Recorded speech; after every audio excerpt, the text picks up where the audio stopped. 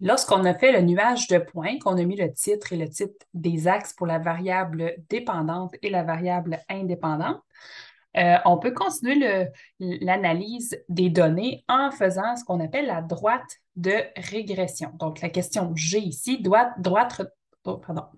de régression.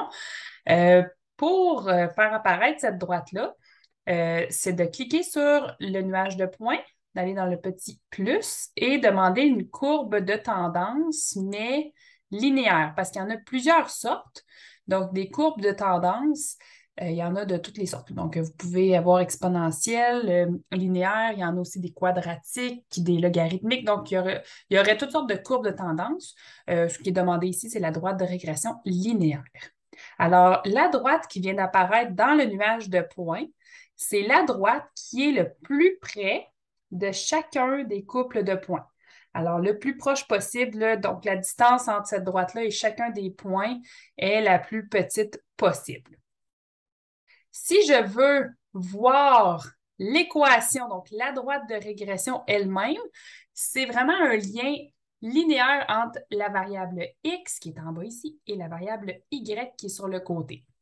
Et ça nous permet de prédire des valeurs quand on n'est pas en mesure de retourner prendre des mesures en tout temps.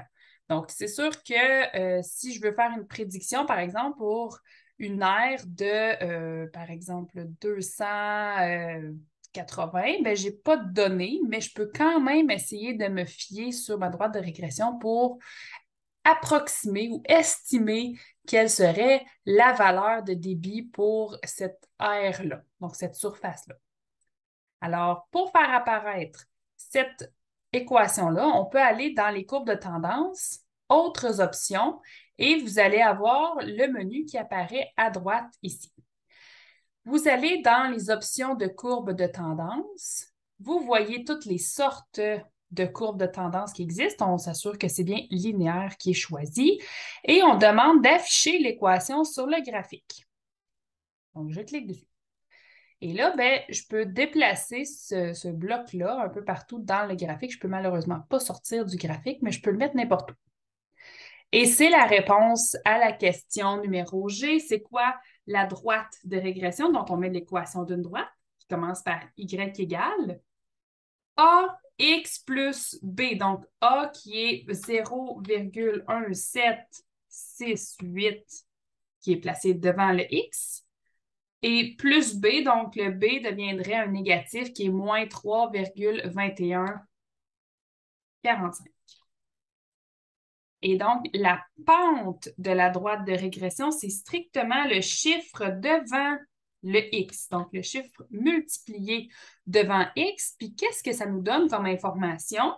C'est que puisqu'il est positif, que la pente elle est positive plutôt, ça implique que les deux variables vont dans le même sens.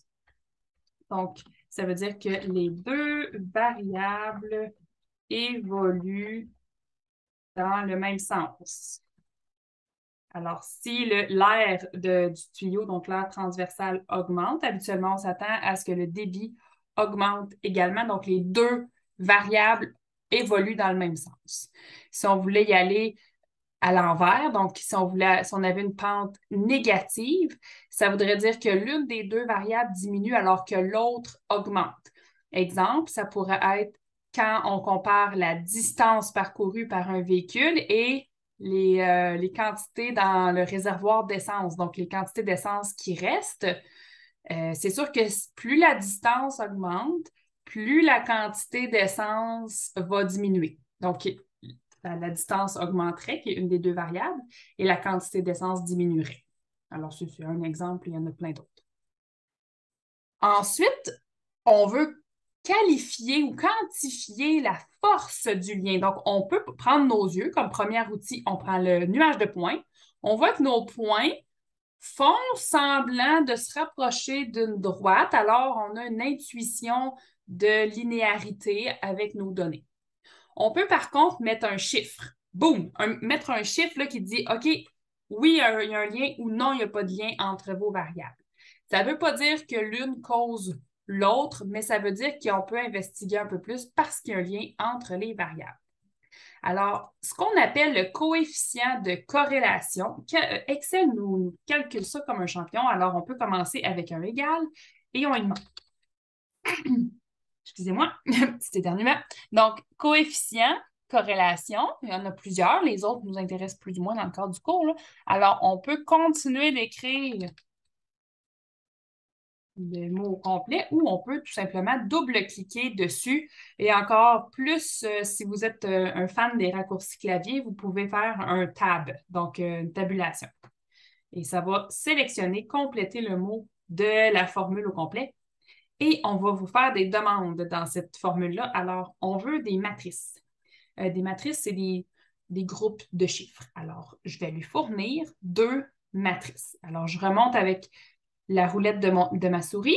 Je vais aller chercher toutes les valeurs de l'air.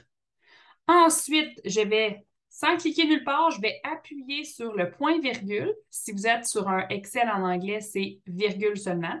Mais pour le Excel en français, c'est point-virgule. Alors, on remarque en bas ici que ça s'est ajouté. Ça s'est également ajouté dans la barre de fonction en haut. Et là, ben, la formule me demande matrice 2, un deuxième groupe de valeurs. Alors, je vais prendre l'autre variable. J'aurais pu le prendre en arrière également, ça n'aurait rien changé. Et là, je vais fermer ma parenthèse et je fais Enter. Alors, ça me donne un résultat de 0.9332 et blablabla. On peut enlever plusieurs décimales de précision. Ce n'est pas obligé d'être aussi précis.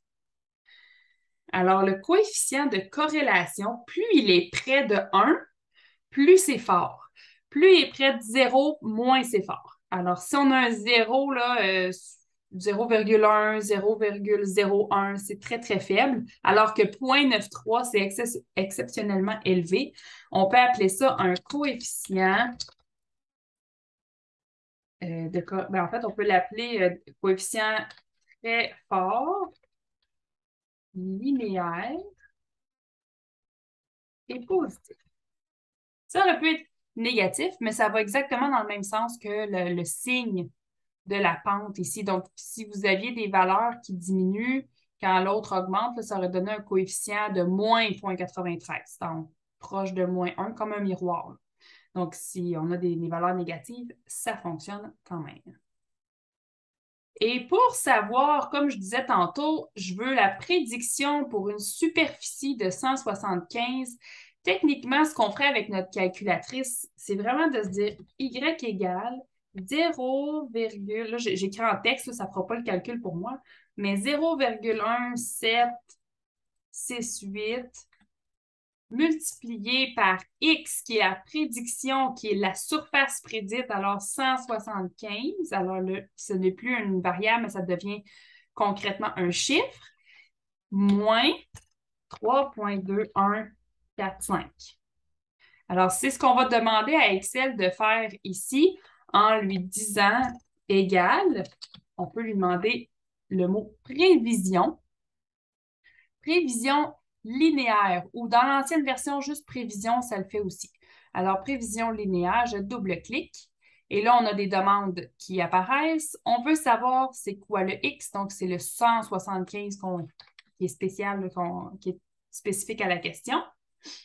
Point virgule. Là, la formule vient de me demander les Y connus, donc les débits connus. Je lui donne. J'entre avec mon clavier point virgule. Ensuite, ça me demande les X connus. Je vais lui donner. Et je vais fermer la parenthèse. Là, si on perd de vue notre écriture, c'est pas grave.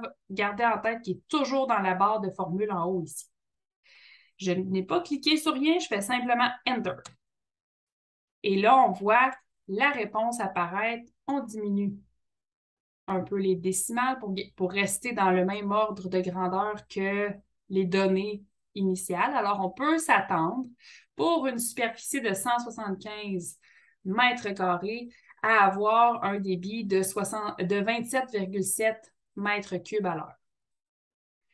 Alors, c'est la façon de trouver la droite de régression, trouver la pente, trouver le coefficient de corrélation avec la formule prédéfinie et trouver la prévision linéaire également avec la formule prédéfinie.